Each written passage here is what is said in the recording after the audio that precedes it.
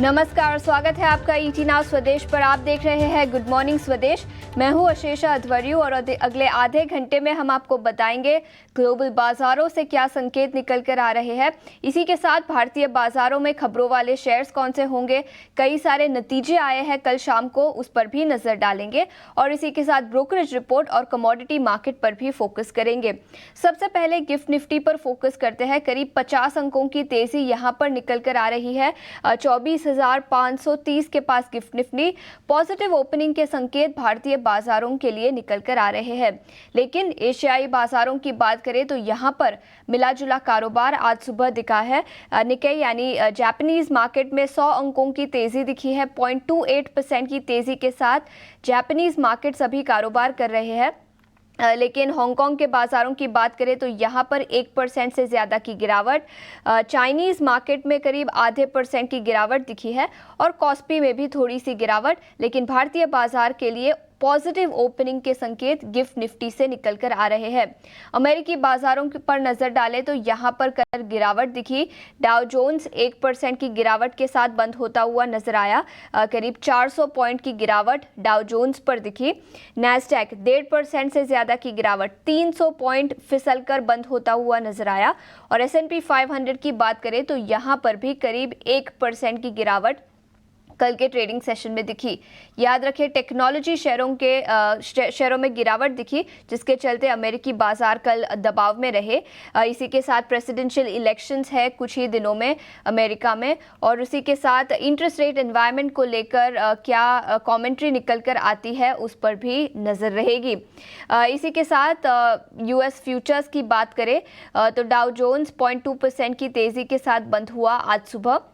वही Nasdaq 100 futures में भी थोड़ी सी तेजी दिखी, करीब आधे % की तेजी। और S&P 500 फ्यूचर्स भी तेजी के साथ खुले हैं आज सुबह। तो कल अमेरिकी बाजार लाल निशान में बंद होते हुए नजर आए, लेकिन आज सुबह फ्यूचर्स की बात करें तो थोड़ी सी बढ़त दिखी है। याद रखें, पोस्ट मार्केट टेस्ला के नतीजे आए जो काफी शानदार रहे, जिसके चलते टेस्ला के शेयर में करीब 12% की तेजी आफ्टर मार्केट ट्रेड में दिखी। तो काफी शानदार नतीजे टेस्ला से। इसी के साथ अल्फाबेट, माइक्रोसॉफ्ट, मेटा, अमेज़न जैसी कुछ कंपनियां हैं जिसके नतीजे अगले हफ्ते आएंगे। सो सभी टेक्नोलॉजी शेयर और सभी बड़ी कंपनियों के नतीजे अगले हफ्ते आएंगे, उस पर भी सबकी नज़र रहेगी। परचेजिंग मैनेजर का डेटा, सो इकोनॉमिक डेटा भी इस हफ्ते आएगा। तो अमेरिकी बाजारों पर इकोनॉमिक डेटा और नतीजों के चलते सबकी नज़र रहेगी। इसी के साथ यूरोपियन बाजारों पर फोकस करते हैं। यहाँ पर भी कल के ट्रेडिंग सेशन में गिरावट दिखी। फुटसी आधे % से ज़्यादा की गिरावट के साथ बंद हुआ कल। डैक्स की बात करें तो 0.23% की गिरावट और कैक में भी करीब आधे % की गिरावट कल के ट्रेडिंग सेशन में दिखी। कमोडिटी बाजार पर नजर डालें तो याद रखें, सोना रिकॉर्ड ऊंचाई से थोड़ी सी मुनाफा वसूली वहां पर दिखी है। बॉन्ड यील्ड में गिरावट दिखी है, जिसके चलते कुछ एक्शन दिखा है। तो गोल्ड फ्यूचर्स अब $2,440 पर आउंस से नीचे फिसलते हुए, तो ऑल टाइम हाई लेवल से देखें तो थोड़ी सी गिरावट दिखी है। ब्रेंट क्रूड की बात करें तो पिछले 24 घंटे में थोड़ी सी तेजी दिखी है, अब $75 पर बैरल के आसपास। तो ब्रेंट क्रूड पिछले 2-3 दिनों में थोड़ा सा रिकवर होता हुआ नजर आया है।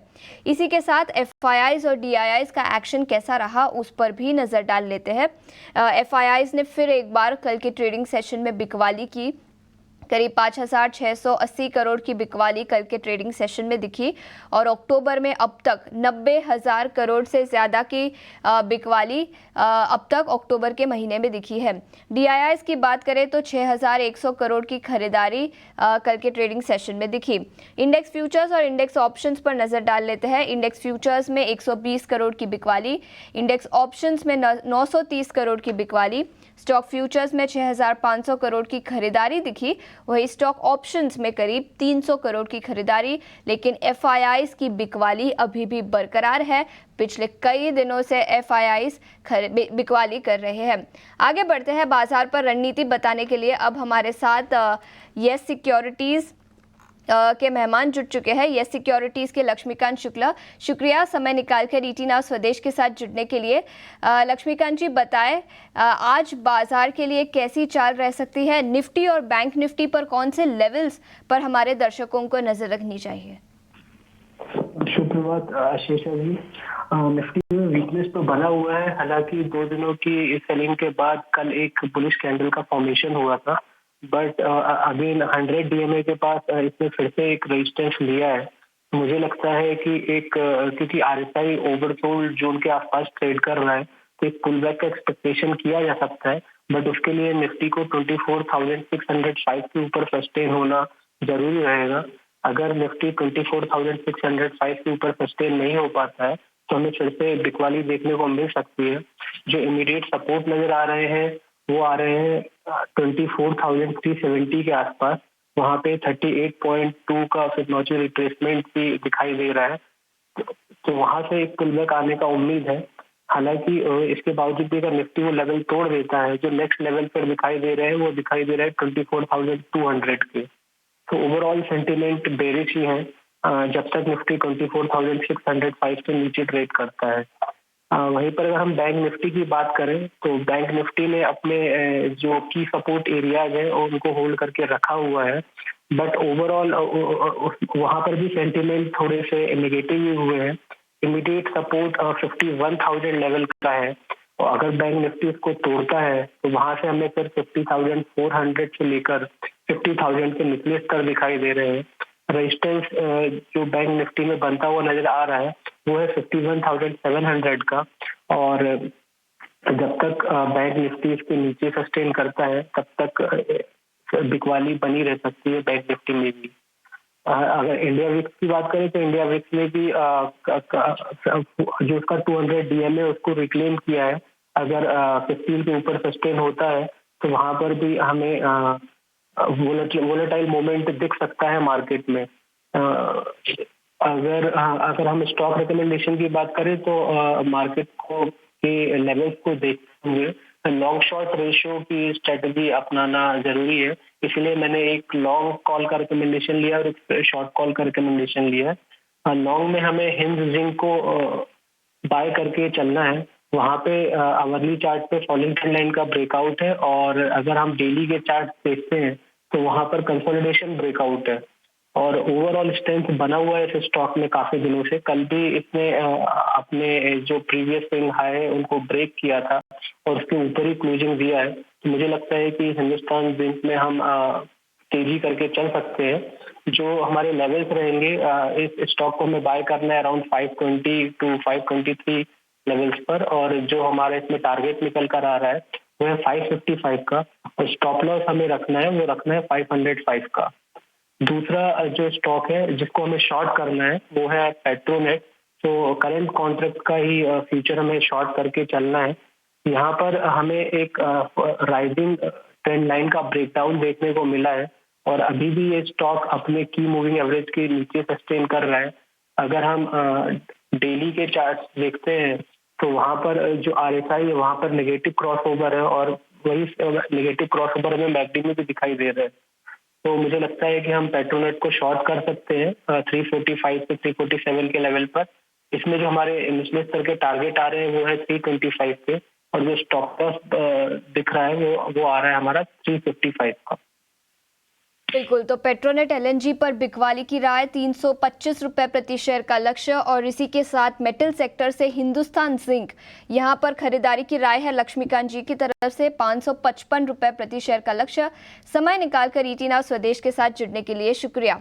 आगे बढ़ते हैं, और अब शरद हमारे साथ स्टूडियो में जुड़ चुके हैं जो हमें बताएंगे खबरों के दम पर और नतीजों के दम पर कौन से स्टॉक्स फोकस में रहेंगे।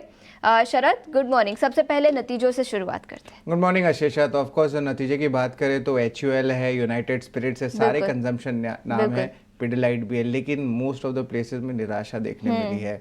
और ये जो है हमें देखने मिल रहा है कि ये सस्टेन्ड सबसे जो कमेंट्री होती है ना आशीषा वो वीकिश आ रही है, और सब हम कंपाइल करके आपको दिन में बताएंगे भी कि ये क्यों हो रहा है। सबसे पहले HUL की बात करें तो थोड़ी वीक सेट ऑफ नंबर्स आए हैं यहाँ पे। मार्जिन में भी 66 बेसिस पॉइंट्स का ईयर ऑन ईयर बेसिस पे जो है गिरावट देखने मिला है। और याद रखिएगा इनके जो पेरेंट कंपनी है यूनिलीवर, उसमें भी गिरावट देखने मिला था शाम को। ये बहुत एक इंटरेस्टिंग चीज़ हमने देखने मिला था। दूसरा स्टॉक यूनाइटेड स्पिरिट्स, यहाँ पे बात करें तो मार्जिन्स में जो है एक अच्छी पॉजिटिव सरप्राइज ज़रूर आई है, लेकिन जो उनकी वॉल्यूम्स है वहाँ निराशा किया गया है। यहाँ पे वॉल्यूम्स गिरी है 3.7% से ईयर ऑन ईयर बेसिस पे। सोना BLW प्रेसिजन की बात करें तो स्ट्रॉन्ग सेट ऑफ नंबर्स आए हैं। अगर टॉप लाइन की बात करें, हालांकि मार्जिन्स में थोड़ी सी गिरावट ज़रूर आई है 61 बेसिस पॉइंट्स का ईयर ऑन ईयर बेसिस पे, लेकिन इंपॉर्टेंट बात है एक्विजिशन के ऊपर, जिसको मैं बाद में बताऊंगा। AU स्मॉल फाइनेंस बैंक की बात करें तो यहाँ पे जो है लार्जली इंटरेस्ट इनकम और पैट में तो अच्छी मूवमेंट ज़रूर आई, लेकिन जो उनकी एसेट क्वालिटी होती है वहाँ पे सिक्वेंशली भारी गिरावट देखने मिला। GNPAs देखिए, NNPAs देखिए, बट ऑफ कोर्स उनके जो कॉन कॉल हुई थी तो वहाँ पे कुछ पॉजिटिव कमेंट्री ज़रूर आई थी। तो मिक्स सिग्नल्स जो है हमको AU स्मॉल फाइनेंस बैंक से मिल सकता है। कंजम्पशन की नाम ली तो Pidilite industries largely inline set of numbers आए हैं। बाजार का जो एक्सपेक्टेशन था वैसे ही आपके पैट EBITDA मार्जिन्स आया है। पिरामल एंटरप्राइजेज की बात करें तो यहाँ पे भी largely inline set of numbers आए हैं। कुछ वन ऑफ्स के कारण आपको जो है पैट के आंकड़े बड़े दिख रहे होंगे पैट के ग्रोथ के, पर इसमें कुछ वन ऑफ्स भी हैं। और ओवरऑल AUM जो है स्टेबल है, 12% बढ़ा है ईयर ऑन ईयर बेसिस पे। तो ये अहम अर्निंग्स हैं जिस पे आपको आज नज़र होनी चाहिए। बिल्कुल, तो कई सारे consumption names HUL, United Spirits, Pidilite, जहां पर कमेंट्री कमज़ोर है तो कई सारे स्टॉक्स नतीजों के दम पर आज फोकस में रहेंगे। लेकिन शरद, उसके अलावा नतीजों के अलावा कौन से स्टॉक्स हैं जो आज फोकस में रहेंगे? जी बिल्कुल, सबसे पहले बात करें तो सोना BLW की बात करेंगे। अर्निंग्स के अलावा जो है एक इम्पोर्टेंट एक्विजिशन हुआ है। अब ये एक्विजिशन जो है एस्कॉर्ट क्यूबोटा के जो रेलवे डिवीजन है उसके ऊपर है। ये एक्विजिशन लगभग 1600 करोड़ रुपए का है, और वही देखा जाए तो डील वैल्यूएशन हुई है 9 टाइम्स EV EBITDA पे देखने मिली है विद साल 2024 पे। ये एक्विजिशन जो है EPS एक्रेटिव रहेगा पहले साल से, और याद रखिए थोड़ी सी नेगेटिव इम्पैक्ट ज़रूर मिल सकती है एस्कॉर्ट क्यूबोटा को, क्योंकि इसकी जो मार्जिन है इस बिज़नेस की हाई है कंसोलिडेटेड बेसिस पे, लेकिन फिर भी एक नॉन कोर बिजनेस माना जाएगा। तो सोना BLW प्रेसिजन जो है आज ज़रूर अपने रडार में रखिएगा। TVS मोटर का शाम को कल कॉन कॉल हुआ, दो अहम बात सामने आई। सबसे पहले 7 से लेकर 8% का ग्रोथ का अनुमान है तीसरे तिमाही में, और एक्सपेक्ट करें कि एक अच्छी बेटर रूरल डिमांड देखने मिल सकती है। नवरात्रि की सेल्स की बात करें तो 10 से 11% का ग्रोथ आया है, और वही जो तीसरे तिमाही के वॉल्यूम ग्रोथ की बात करें तो अभी तक 4% का ग्रोथ आया है। HUL जो है अपनी आइसक्रीम बिजनेस को सेपरेट करने वाली है। कंपनी डिटरमाइन करेंगी किस तरह मोड ऑफ सेपरेशन होगा इस साल के अंत तक। और ओवरऑल आइसक्रीम बिजनेस देखा जाए तो उतना भी इम्पोर्टेंट कंट्रीब्यूशन नहीं करता, सिर्फ 3% करता है HUL के टोटल टर्नओवर को लेके। और ये एक इंडियन आर्म की अनाउंसमेंट है, लेकिन जो उनकी पेरेंट आर्म थी यूनिलीवर की, उन्होंने पहले ही इस साल अनाउंस कर दिया था कि वो अपने जो ग्लोबल आइसक्रीम बिजनेस है उनको वो सेपरेट करेंगे और उसको सेल आउट करेंगे। KEC इंटरनेशनल को भी 1140 करोड़ का इंपॉर्टेंट ऑर्डर आया है, जहाँ पे ट्रांसमिशन डिस्ट्रीब्यूशन ले लीजिए, रेलवेज ले लीजिए, केबल्स ले लीजिए, इन सेगमेंट्स में जो है ऑर्डर्स आए हैं। इसके अलावा फंड रेजिंग के 2 स्टॉक्स हैं जिस पे आपको नज़र होनी चाहिए। स्किपर 28 अक्टूबर को जो है बोर्ड मीट करेंगे, और वही कल्पात्रु प्रोजेक्ट्स इंटरनेशनल की बात करूँ तो उस तारीख में जो है वो भी डिसाइड करेंगे कि फंड रेज में क्या होगा। तो यहाँ पे इंपॉर्टेंट न्यूज़ फ्लोज देखने मिल रही है, और जो है ओवरऑल एक्शन लेकिन अशेषा बाजार का सिर्फ अर्निंग्स पे ही रहने वाला है, तो उस पर ज़्यादा हमें ट्रैक करना होगा आज। बिल्कुल, कई सारे नतीजे इसके साथ फंड रेजिंग प्लान्स के चलते स्किपर और कल्पतरु प्रोजेक्ट्स, KEC इंटरनेशनल को कुछ नए ऑर्डर विन्स मिले हैं, और HUL नतीजे के साथ साथ आइसक्रीम बिजनेस के डीमर्जर पर भी न्यूज़ आई है। शरद, शुक्रिया पूरी डिटेल्स के साथ हमारे साथ जुड़ने के लिए। आगे बढ़ते हैं, ब्रोकरेज रिपोर्ट्स पर नज़र डालते हैं। वरुण अब हमारे साथ जुड़ चुके हैं। Varun, good morning. बताएं कौन सी ब्रोकरेज रिपोर्ट्स आई है जिसके चलते स्टॉक्स फोकस में रहेंगे? Good morning Ashisha. तो शुरुआत करूंगा HUL के साथ, क्योंकि यहाँ पे इन्वेस्टेक की तरफ से प्राइस टारगेट बढ़ाए गए हैं, माफ़ कीजिएगा, 2797 से बढ़ा के 2837 किया है, और होल्ड की रेटिंग यहाँ पे दी है।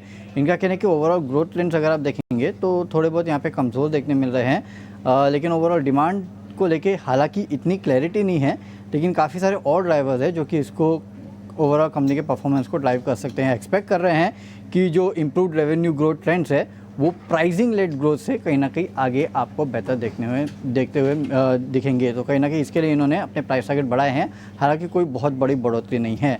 अब बात करते हैं TVS मोटर्स की। इन्वेस्टेक ने खरीदारी की सलाह दी है। प्राइस टारगेट 3035 से बढ़ा के 3050 का किया है, यानी कि 15 रुपये के आसपास की बढ़ोतरी की है। इनका कहना है कि ऑपरेशनल मिस देखने मिला कहीं ना कहीं रेवेन्यूज़ में, और थोड़ा बहुत फेस्टिवल डिमांड जो है वो शायद इस कंपनी के ओवरऑल मोमेंटम को यहाँ पे सुधार सकता है। और EPS CAGR 24 से 27 20% के आसपास मान के चल रहे हैं। बजाज ऑटो बोफा ने खरीदारी की सलाह दी है। प्राइस टारगेट 14,000 से काट के 13,000 रुपये के दिए हैं। काफ़ी सारे ग्रोथ लीवर्स है। एक्सपोर्ट्स जो है वो टेक ऑफ कर रहा है कंपनी का, और कहीं ना कहीं ओवरऑल टू व्हीलर की ग्रोथ को नेविगेट करने के लिए ये काफ़ी अच्छी कंपनी है, लेकिन शायद वैल्यूएशन इनको थोड़े स्ट्रेस लग रहे हैं। नवीन फ्लोरिन जेफरीज की रिपोर्टर अंडर परफॉर्मर का कॉल है, प्राइस टारगेट काटा है 3000 से काट के 2950 का किया है। इनका कहना है कि Q2 जो है वो थोड़ा वीक था और सेकेंड हाफ की जो रिकवरी है वो काफ़ी हद तक इस कंपनी में प्राइस इन है, रिस्क रिवॉर्ड अनफेवरेबल है। कोफोज पे JP मॉर्गन ओवरवेट का कॉल, प्राइस टारगेट बढ़ाया गया है 9300 से बढ़ा के 9600 का किया है। इनका कहना है कि ओवरऑल ऑर्गेनिक ग्रोथ अगर आप देखेंगे तो वो सस्टेन करेगी और सिग्निटी की ग्रोथ जो है वो भी अच्छी थी। डॉक्टर लाल गोल्डमैन को वैसे तो नतीजों के बाद इन्होंने टारगेट बढ़ाया है, लेकिन अभी भी सेल का कॉल दे रहे हैं 2450 से बढ़ा के 2675 का दे रहे हैं। इनका कहना है कि Q2 जो है वो इनलाइन है, लेकिन आगे के लिए थोड़ी बहुत चिंता है। हालांकि EPS अपना अनुमान इन्होंने बढ़ाया है। गोदरेज प्रॉपर्टीज़ पे जेफरीज खरीदारी की सलाह, प्राइस टारगेट 3725 से बढ़ा के 3750 का किया है। एवेन्यू सुपरमार्ट पे मैक्वेरी ने डाउनग्रेड किया है और आउट परफॉर्मर से अंडर परफॉर्मर का कॉल, प्राइस टारगेट 5600 से काट के 3700 का दिया है। कहीं ना कहीं इनका कहना है कि जो कॉम्पिटिटिव इंटेंसिटी है वो बढ़ रही है, इसके लिए अपने इन्होंने एस्टिमेट्स को यहाँ पे काटा है। और आखिरी में SRF यहाँ पे अंडर परफॉर्मर का कॉल आया है जेफरीज की तरफ से, प्राइस टारगेट काटा गया है 2070 से काट के 1970 का किया है। खासकर इनका कहना है कि Q2 में इस कंपनी ने जो अपने गाइडेंस को विड्रॉ किया उसके बाद चिंताएं बढ़ गई है। बिल्कुल, तो SRF, Avenue supermart, Godrej properties, HUL, Bajaj auto, कई सारे स्टॉक्स जो आज ब्रोकरेज रिपोर्ट्स के दम पर फोकस में रहेंगे। वरुण, शुक्रिया पूरी डिटेल्स के साथ हमारे साथ जुड़ने के लिए। आगे बढ़ते हैं, कमोडिटी मार्केट पर नजर डालते हैं और आज कमोडिटी मार्केट पर रणनीति देने के लिए हमारे साथ ट्रेडबुल सिक्योरिटीज के भाविक पटेल जुड़ चुके हैं। भाविक, गुड मॉर्निंग, शुक्रिया समय निकालकर हमारे साथ जुड़ने के लिए। सबसे पहले सोने चांदी पर ही अपनी राय दीजिए। रिकॉर्ड ऊंचाई से थोड़ी सी मुनाफा वसूली सोने में दिखी है, अब क्या रणनीति बनानी चाहिए? Good morning. यस, हमने कल देखा था कि रिकॉर्ड हाई से गोल्ड और सिल्वर दोनों में थोड़ी बहुत पुल बैक देखने को मिली, बट आई थिंक जब तक ये यूएस की इलेक्शंस कंप्लीट नहीं होते तब तक मुझे नहीं लग रहा कि गोल्ड में कोई मीनिंगफुल करेक्शन आ सकता है। आई थिंक डिस्पाइट के डॉलर स्ट्रांग हो रहा है, गोल्ड में रैली कंटिन्यू है, तो ये यही दिखा रहा है कि अनसर्टेनिटी की वजह से ही सोने में भी तेजी है, तो आई थिंक कंटिन्यू रहेगी। तो आज बाय ऑन डिप्स की स्ट्रेटेजी रखनी चाहिए सोने में, जहाँ पे 77,100 के करीब बाय कर सकते हैं 77,500 के टारगेट के लिए, और स्टॉप लॉस रख सकते हैं 76,900 का। पर चांदी की बात करें तो चांदी 1 लाख टच करके हमने कल मीनिंगफुल करेक्शन देखा था, और क्योंकि अभी बेस मेटल्स भी वीक है तो मुझे लग रहा है कि चांदी शायद आज के दिन भी थोड़ी वीक रहेगी। तो चांदी में मेरी सेल कॉल है अराउंड 97,800, 96,800 के टारगेट से, और स्टॉप लॉस रहेगा 98,200 का। सोने पर खरीदारी की राय है 77,500 का लक्ष्य, लेकिन सिल्वर चांदी पर बिकवाली की राय है, जहां पर भाविक को लगता है 96,800 तक के लेवल्स दिखाई दे सकते हैं। लेकिन इसके अलावा बेस मेटल्स पर आपकी क्या राय रहेगी? चाइना से कई सारे मेजर्स आए, लेकिन स्ट्रीट एक्सपेक्टेशन से कमज़ोर रहे हैं वो मेजर्स। बेस मेटल्स पर क्या रणनीति बनानी चाहिए? कॉपर, जिंक, एल्यूमिनियम, लेड, सब पर अपनी राय दीजिए। आई थिंक जिंक एक थोड़ा स्ट्रॉन्ग दिख रहा है सारी बेस मेटल्स में, बट कॉपर अगर देखें तो कॉपर 820 का उसका सपोर्ट ब्रीच कर दिया है। जो आपने बताया यूफोरिया था चाइनीज स्टिमुलस का, वो भी कंप्लीट हो गया है, और अभी 3 दिन से हम देख रहे हैं कि लगातार डॉलर इंडेक्स में मजबूती हो रही है, तो उसकी वजह से भी बेस मेटल जो है वो काफी प्रेशर में। तो मुझे लग रहा है कि कॉपर एक अच्छा है जहां पे हम शॉर्ट कर सकते हैं अराउंड 812, 802 के टारगेट के लिए, और स्टॉप लॉस रहेगा 818 का। तो आई थिंक सारे बेस मेटल में आज मुझे लग रहा है कॉपर वीक रहेगा, कॉपर पे फोकस करना चाहिए सेल के लिए। बिल्कुल, और इसी के साथ ब्रेंट क्रूड और नेचुरल गैस, यहाँ पर क्या रणनीति बनानी चाहिए? ब्रेंट क्रूड की बात करें तो पिछले 1-2 महीने में काफ़ी वॉलेटिलिटी दिखी है, अब $75-76 पर बैरल के आसपास है। ब्रेंट क्रूड पर कौन से लक्ष्य दिखाई दे सकते हैं? देखिए, ब्रेंट अगर देखें तो 50 MCX में 5800 से 6000 के बीच में ही सस्टेन कर रहा है, और लगातार हमने देखा कि 5750, 5780 का जो सपोर्ट है वो ब्रेक नहीं कर रहा है। कल शाम के सत्र में भी इवनिंग सेशन में हमने देखा था कि लास्ट में थोड़ी बहुत रिकवरी आई थी, तो आज के दिन आई थिंक एक्सपेक्टेड है कि थोड़ा बहुत हल्का फुल्का 6010 तक के लिए हमें तेजी देखने को मिल सकती है। मीनिंगफुल अभी भी मुझे नहीं लग रहा है रैली आ सकती है, बट आज के दिन 5930 के करीब बाय कर सकते हैं 6010 के टारगेट के लिए। तो 6010 के टारगेट के साथ ब्रेंट क्रूड पर खरीदारी की राय। भाविक शुक्रिया पूरी समय निकालकर रीटिना स्वदेश के साथ जुड़ने के लिए। आगे बढ़ते हैं। निफ्टी कंपनियों में आईटीसी के नतीजे आ जाएंगे, लेकिन क्या एक्सपेक्ट करना चाहिए, अनुमान लेकर अब हमारे साथ शरद दुबे मौजूद है। शरद, बताएं क्या एक्सपेक्ट करना चाहिए आईटीसी के नतीजों से आज? जी बिल्कुल, आईटीसी फोकस में रहने वाला है और यहाँ के जो नतीजे की एक्सपेक्टेशंस की बात करें तो स्टैंडर्ड बेसिस पर रेवेन्यू में लगभग 9% का जंप का अनुमान है। हालांकि मार्जिन्स की बात करें तो वहाँ पे थोड़ी प्रेशर देखने मिल सकती है, खासकर कि पेपर बोर्ड बिजनेस में जो है यहाँ पे सबड्यूड परफॉर्मेंस देखने मिला है उसके कारण। लेकिन ओवरऑल सबसे इंपॉर्टेंट चीज़ होती है सिगरेट वॉल्यूम ग्रोथ चेक करना। यहाँ पे बाजार का अनुमान है कि 3% का ग्रोथ हो सकता है और उनके जो एबिट सेगमेंट है वहाँ पे 5% का ग्रोथ रहेगा। इसके अलावा जो है एबिट मार्जिन्स में भी प्रेशर आ सकता है आपके टोबैको बिजनेस में, क्योंकि लीफ टोबैको और उनके अलग इनपुट से उनके प्राइस में जो बढ़ोतरी देखने मिली है। एफएमसीजी बिजनेस की बात करें तो 6.5% ग्रोथ का अनुमान है और एबिट मार्जिन 8.5% का लगभग रह सकता है। होटल बिजनेस 10% ग्रोथ का अनुमान है, जहाँ पे एबिट मार्जिन 20% का रहेगा और पेपर बोर्ड बिजनेस पे जो है आप कह सकते हैं 4% से डिक्लाइन कर सकता है और एबिट मार्जिन का एक्सपेक्टेशंस लगभग 13.5% का रहेगा। अगर आगे बात करें कि क्या की मॉनिटरेबल्स रहेगा, सबसे पहला रहेगा सिगरेट का volume growth, hotel and agri business का आउटलुक। कोई कमेंट्री आ रही है जो ब्रिटिश अमेरिकन टोबैको का स्टेक चेंज हो रहा है उस पर भी बाजार की नज़र रहेगी। एफएमसीजी ग्रोथ मार्जिन्स और पेपर बोर्ड की जो आप कह सकते हैं डिमांड ट्रेंड्स और प्राइसिंग स्ट्रेटजी उस पर भी बाजार का फोकस रहेगा। बिल्कुल, तो डिमांड को लेकर क्या कमेंट्री निकल कर आती है उस पर सबकी नज़र रहेगी आईटीसी के नतीजों से। लेकिन निफ्टी पैक में आईटीसी के अलावा इंडसइंड बैंक के भी नतीजे आएंगे, जहां नेट इंटरेस्ट इनकम की बात करें तो 8% का ग्रोथ एक्सपेक्टेड है सालाना आधार पर। प्रॉफिट आफ्टर टैक्स में 2% की गिरावट दिख सकती है, लेकिन नेट इंटरेस्ट इनकम की बात करें तो 8% का ग्रोथ एक्सपेक्टेड है। तो इंडसइंड बैंक के नतीजों पर सबकी नज़र रहेगी और इसके अलावा निफ्टी पैक से एनटीपीसी के भी नतीजे आएंगे आज। नॉन निफ्टी कंपनियों की बात करें तो अदानी विल्मर, सीमेंट सेक्टर से एसीसी, ब्रूअरी सेगमेंट से यूनाइटेड स्पिरिट्स के कल नतीजे आए थे, जहां पर वॉल्यूम ग्रोथ कमजोर रही। आज यूनाइटेड ब्रूअरीज के भी नतीजे आएंगे, तो वहां से मैनेजमेंट कमेंट्री क्या निकल कर आती है डिमांड एनवायरनमेंट को लेकर उस पर भी सबकी नजर रहेगी। इसके अलावा Cyient, CI automotive, Castrol, Petronet LNG, ड्रीवन स्मॉल फाइनेंस बैंक जैसे कई सारे कंपनियां हैं नॉन निफ्टी और एफएनओ पैक से, जिसके नतीजों पर भी सबकी नजर रहेगी। इसी के साथ इतना ही समय था, लेकिन जाते जाते गिफ्ट निफ्टी पर नजर डाल लेते हैं। 60 अंकों की तेजी के साथ 24,550 के आसपास गिफ्ट निफ्टी। पॉजिटिव ओपनिंग के संकेत भारतीय बाजारों के लिए निकल कर आ रहे हैं।